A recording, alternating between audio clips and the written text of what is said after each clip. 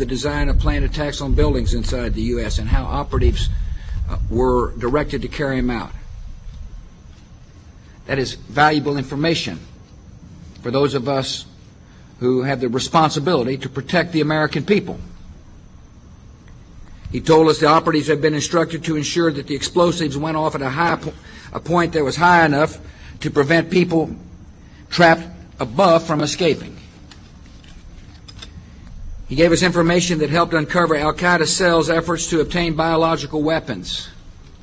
This is Building 7, a 47-story skyscraper that fell on the afternoon of September 11th. The government says that fire brought it down. However, 1,500 architects and engineers concluded it was a controlled demolition. Over 6,000 of my fellow service members have given their lives. And thousands of my fellow first responders are dying. I'm not a conspiracy theorist. I'm a structural engineer. I'm a New York City correction officer. I'm an Air Force pilot. I'm a father who lost his son. We're Americans, and we deserve... I lost my husband. My son. My uncle. My nephew. September 11th, 2001. Most people don't know a third tower fell that day. The government says fire brought it down. The collapse of World Trade Center 7 was primarily due to fires.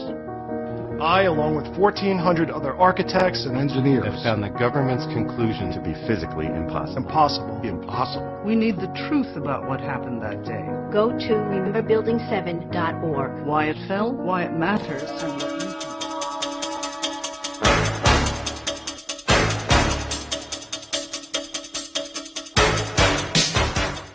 He told her he would capture it not with weapons and armies, but by creating a new religion and transforming the Roman Empire into the Holy Roman Empire. Celine agreed to join her brother's spiritual revolution. She changed her name from Celine to Magdalene by adding the word Magda to her name, which means high place in Hebrew. Jesus Caesarion also searched for and found his two half-brothers, one of whom was Celine's twin. His nickname was Thomas Didymus, which means twin in Greek and Hebrew. 17 years after her suicide, Cleopatra's 4 children were all reunited again. Why are the pages of the Bible silent about where Jesus was and what he did for 17 years from the age of 13 to 30? Perhaps the most unusual legend of the missing years recounts a journey that would have taken Jesus thousands of miles from Nazareth. He would have traveled across 2 seas to England, a land whose history would become intertwined with Christian mythology. To this day, in southern England, in Cornwall, villagers speak of Jesus having once walked here. Beneath these rolling meadows, the earth is laced with tin. 2,000 years ago, the story goes, the gospel character Joseph of Arimathea came to England to trade for the precious metal. And according to the legend, he brought with him his nephew, Jesus of Nazareth. At that time, ancient England was inhabited by the pagan Celts. Their religious leaders, the Druids, believed they were descended from a divine being. They also believed in an immortal soul. Some people in these valleys speculate that the Druids adapted their pagan religion to Christianity, not because they had heard stories of the Messiah, but because they had seen him. However, most scholars believe that it was the conquering Romans who arrived 2 centuries later who would convert the Druids to Christianity by persuasion and genocide. Since they were first found in a desert cave in 1947, the Dead Sea Scrolls have fueled speculation about the life of Jesus. Was he a member of the religious community which wrote the scrolls? They were found at Qumran, an easy walk from the very spot where it is said Jesus was baptized by John. The scrolls detail the beliefs of a Jewish sect called the Essenes, a group that flourished during the lifetime of Jesus. The beliefs of the Essenes often seem to mirror the teachings of Jesus. Zealots.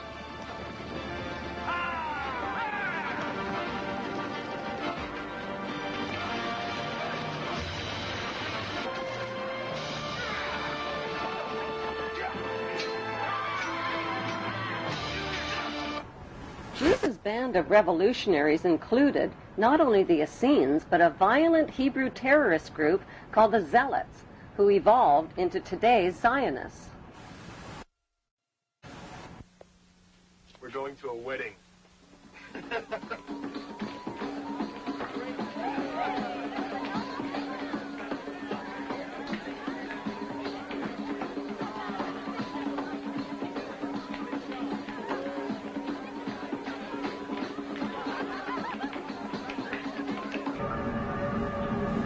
There is speculation that Jesus married his half-sister, Mary Magdalene.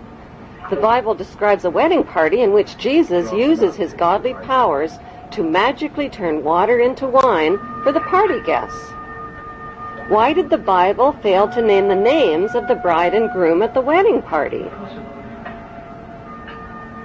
Is it because the names of the bride and groom were Jesus and Mary Magdalene?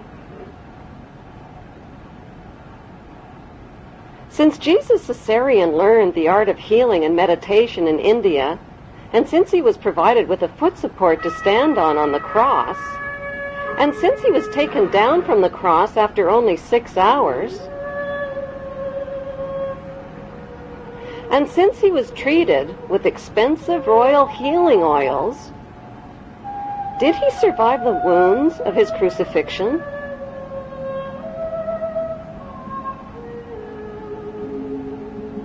Since Jesus and his wealthy Hebrew relatives all knew about Jesus' arrest and crucifixion in advance, was it planned, along with stories of his resurrection, to convert the Roman Empire into the Holy Roman Empire? My Lord and my God! Like his father Julius Caesar, who was officially elevated to the status of God, Jesus Caesarean was not only elevated to the status of God, he recaptured his father's kingdom and expanded the Holy Hebrew Empire all the way to Great Britain and the United States of America. What then, little king? A review of royal genealogy charts confirms that today, Israel, Great Britain, and the United States are all ruled by descendants of the Hebrew tribes of Israel. The big question is, if Caesarean was born in 47 BC, how could Caesarean possibly be Jesus? Jesus was born in the year 0, wasn't he? To begin with, the year 0 does not exist on today's Gregorian Christian calendar, which jumps from 1 BC to 1 AD. Experts confirm a 7-year error was made in converting from the Egyptian to the Roman to the Christian calendar. The only way to calculate Jesus' real age is from a Bible quote which states that Jesus was baptized in the 15th year of the reign of Emperor Tiberius. Since Tiberius grew up in Octavia's royal household with Caesarean's half-sister and brothers, that means Caesarean was very close in age to Tiberius, who was born in 3 BC. By comparing important dates in the Jewish, Muslim, and Christian holy books, there is a margin of error of at least 30 years. So what proof is there that Caesarean's half-sister Celine is in fact Mary Magdalene? They were both wealthy, they both shared the same names, they were both Hebrew, and they both lived in the same place at the same time under the same Roman rulers.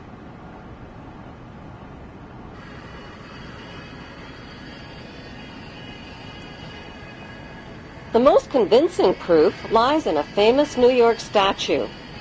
The Statue of Liberty was financed, built, and delivered to New York Harbor as a gift from the French Grand Orient Temple Masons in 1886, with a commemorative plaque for all to see. The statue has nothing whatsoever to do with liberty.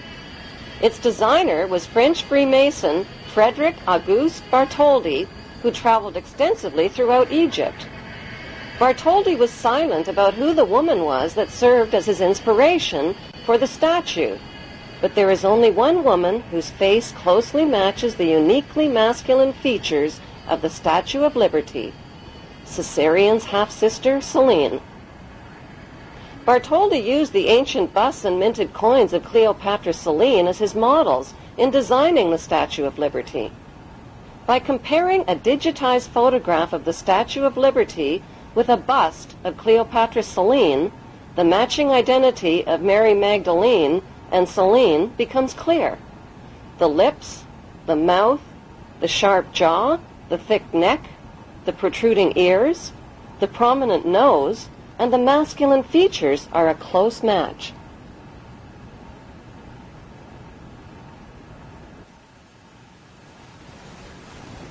An ancient minted coin of Cleopatra Selene reveals that even her hairstyle and hair tie ribbons are an identical match with the Statue of Liberty's hairstyle and ribbons. The Statue of Liberty was intentionally designed to appear pregnant beneath the folds of her robe. The implication is that Mary Magdalene had children. Their names were Tamar and Jesus the Justice, whom the Merovingians, British royalty, and elite brotherhood of Freemasons claimed to be descendants of.